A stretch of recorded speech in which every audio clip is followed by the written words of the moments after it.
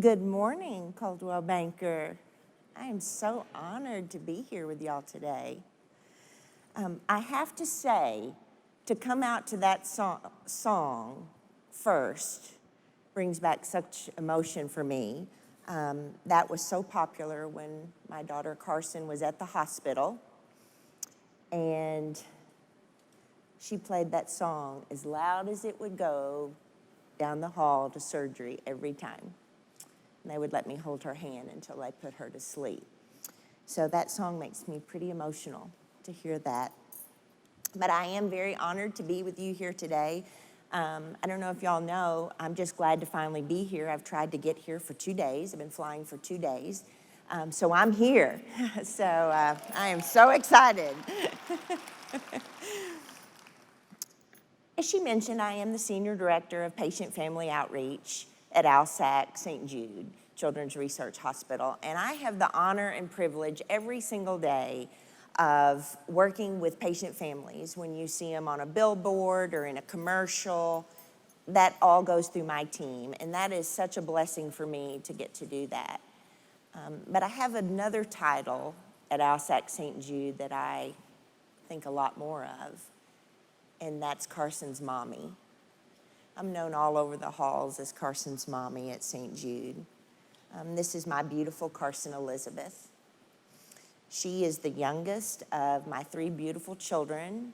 I have a daughter, Chandler, and a son, Cameron, and then Carson. And if I were to come out there today to meet each of you, your family is probably very much like mine, a normal family.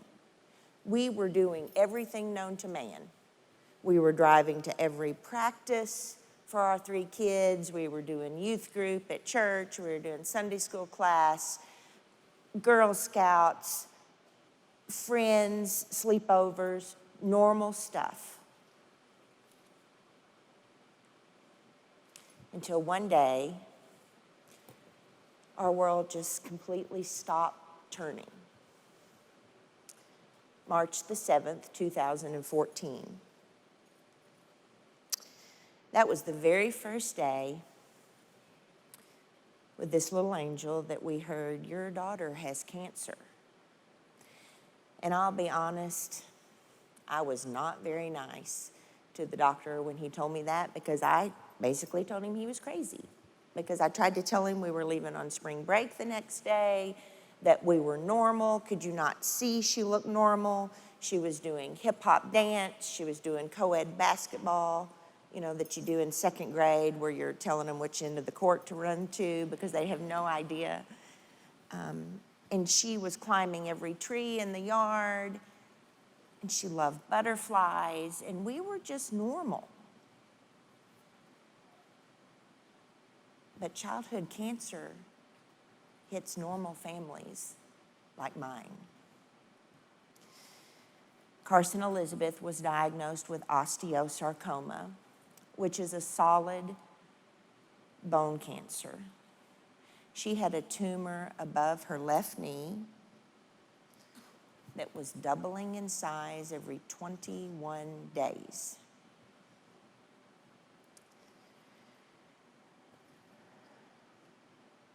We were referred to St. Jude immediately. Just like that, our world changed. In fact, much like all of you, I was in pharmaceuticals, and I was sitting at a convention with my company the day before I took her back to the doctor to say, okay, she's still having knee pain. What do we do now? I had just flown home, and the next morning, I heard your daughter has osteosarcoma. And I said, what is that? How do you spell it? I don't know what that even is. And they just said, you're going to St. Jude Children's Research Hospital. My husband and I had lived in Memphis all of our adult married life. We'd driven by St. Jude hundreds of times. But we would say, we don't know anybody that goes there. We're so lucky we don't know anybody whose kids have cancer. And then it was me. taking Carson through the front door for the first time.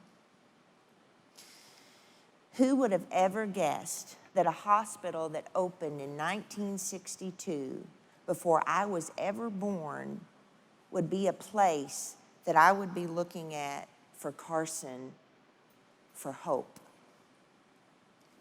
But that's what they provided for my family and I.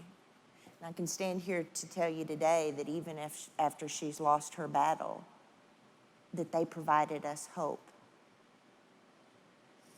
I can remember the very first day we walked into St. Jude. The nurse took me in her arms and she said, "Mama, you're at St. Jude now, and this is a place of hope." And that's what this mama needed to hear at that very moment. And we just knew that we were in the right place. Carson started a 16-month battle. And I'm going to tell you, it was to hell and back. 16 months of one limb sparing surgery where they removed half of her femur bone, all of her knee, and half of her tibia to replace it with a titanium rod that had been developed at St. Jude. 3 lung thoracotomies that they completely removed the lung from her chest to cut out the cancer and to put her lung back in. 3 other surgeries she never got to finish, multiple rounds of radiation, another surgery where they cracked her chest open to get at the cancer growing behind her heart, and 36 rounds of chemo that she never got to finish.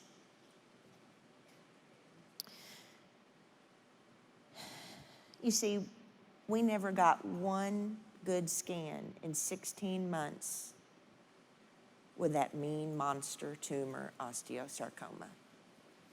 Not one. It continued to double in size every 21 days, even with the chemos they were throwing at it. Carson fought those 16 months with the faith of a child.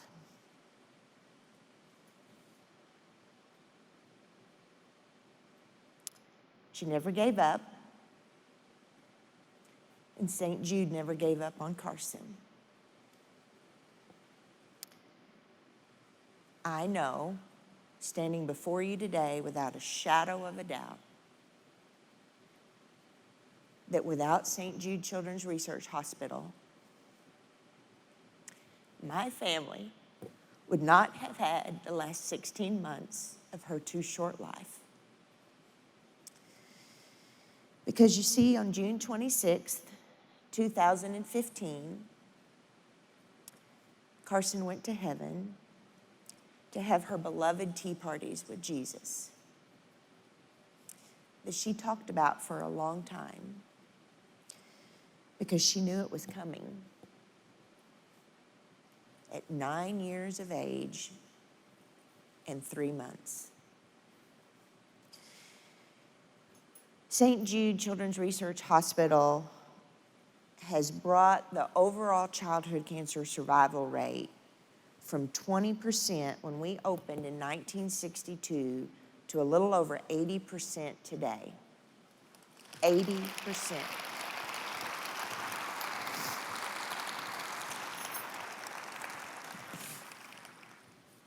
And it is amazing. But I'm here to tell you that when your daughter is the 1 in 5 that make up that 20%, that percentage is no longer acceptable because the 1 in 5 matters.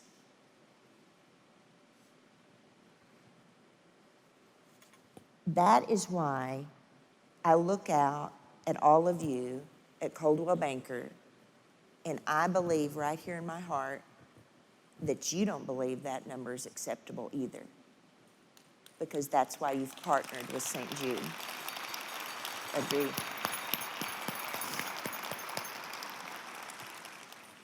Every single one of you play a part of that partnership with St. Jude. Every one of you.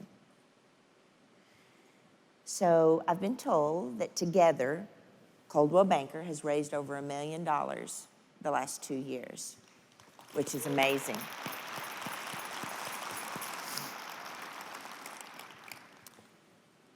Together, you are touching families just like mine, kids just like Carson, in all 50 states and around the globe. Because you see, St. Jude shares all of their research freely. Unlike other institutions, they don't hang on to it to say, we got the big win.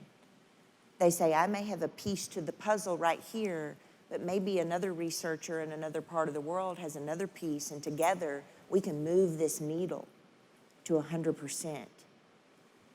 That's what you're doing with this partnership. Our researchers collaborate with people all over the world, and we share our protocols freely at St. Jude. But you are providing that. You. And if I could go out here today, and I know I'm going to see a lot of you at the expo, that's what I want to tell you. Thank you, because you matter in this. Carson taught me so much in her young life, more than I could have ever hoped to teach her.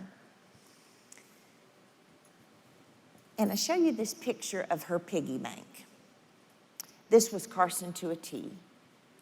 Blinged out, you can't hardly tell it, but this piggy bank has a pink tutu on, and it has a crown, bejeweled. She loved all of that. That was Carson. Well, she would go to the hospital because we were there every single day for 16 months. She would ask everyone she would meet, whether she knew you or not, she would say, do you have any change in your pocket? Do you have any change in your purse? And if you said no, you better watch out. Because then she said, well, let me see. Let me turn your pockets out. Let me see. Are you sure you don't have some pennies in there? And people would take it out and they'd give it in her hand, and I'd push her in the wheelchair, and she had a little bejeweled purse she'd keep right there beside her, and she'd put those coins down in there. And when we had the chance to go home, she would put them in this piggy bank. Not another word was ever said. She did that for 16 months.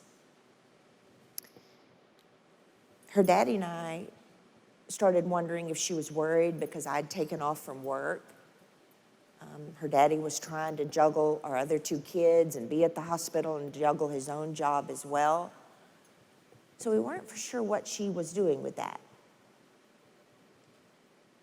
But we knew about a week before she passed away.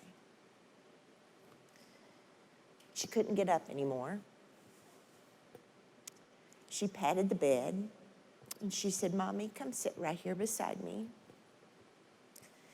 And Daddy, you come sit right here beside me, and will you bring me my piggy bank? We picked it up, and boy, it was heavy. It was full. We took it to her, and we had to help her hold it because it was too heavy for her to hold. She said, Mommy and Daddy, I want you to promise me. She shook her little finger at us. You promise me that when I go to heaven and have my tea parties with Jesus, that the money in my piggy bank goes to St. Jude. And she didn't say, for all the kids like me. She said, because I don't want another mommy and daddy to go through what you and daddy are getting ready to go through when I'm gone. She said, because it might be the money in my piggy bank that finds a cure. That's what I call the faith of a child.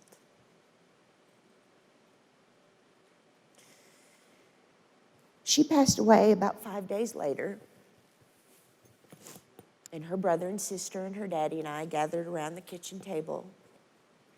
We counted those coins, all $128.56.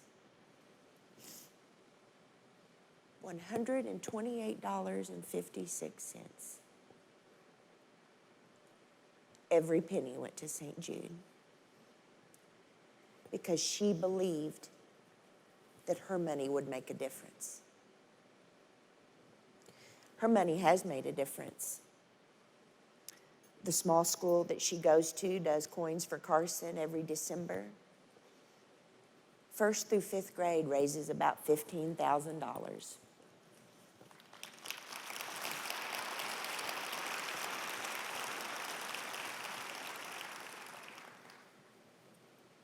Carson would be 16 this year. And in December, when we run for her Team Carson Elizabeth Marathon, we're going to hit $1 million from that Coins for Carson.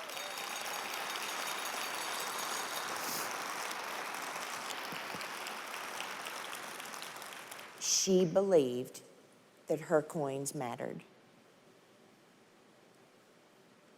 She knew the 1 in 5 matters.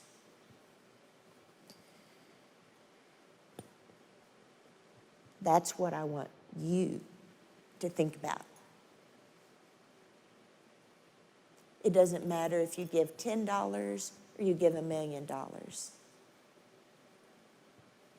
It all matters.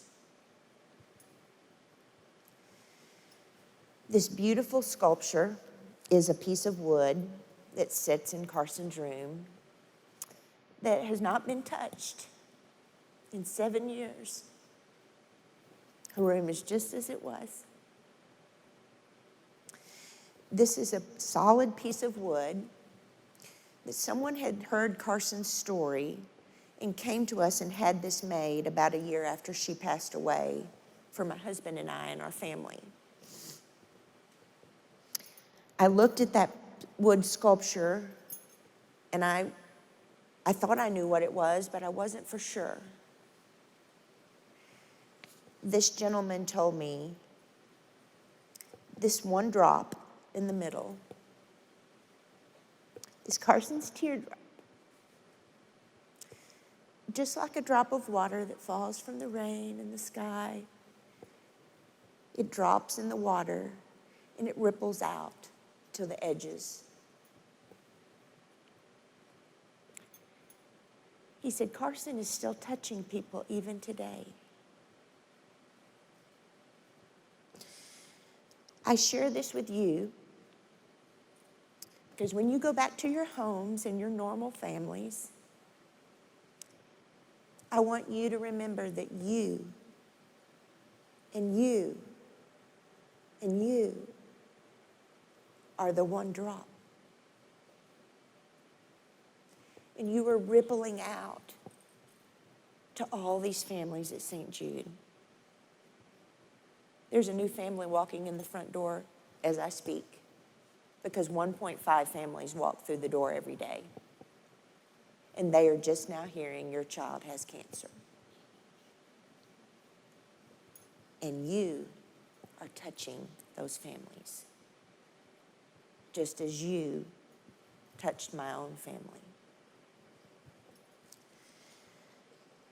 I thank you for being the one drop. The families at St. Jude, thank you. The families that haven't started at St. Jude and have no idea that their life is getting ready to turn upside down. Thank you. This bereaved mom wants you to take that back home. to carry Carson in your heart, to remember that you matter. Because as long as I live, there is research to be done until we get to all 5 survival rates.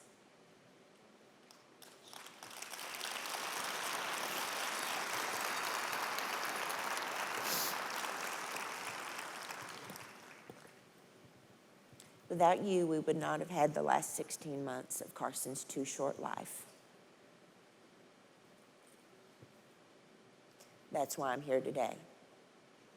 And I know that's why you're here today.